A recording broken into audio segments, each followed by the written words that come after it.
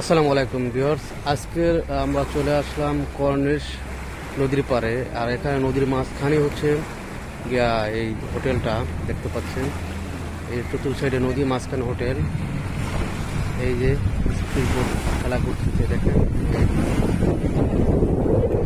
অসাধারণ একটি জায়গা। আমরা আছি আজকে তাফনা নদীর পাড়ে।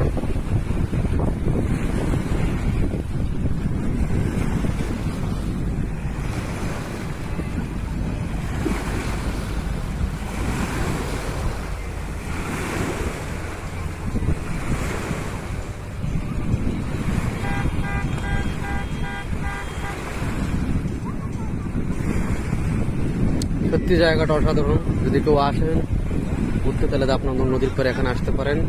খুবই ভালো লাগবে। হোটেল শেরাটনের পিছনে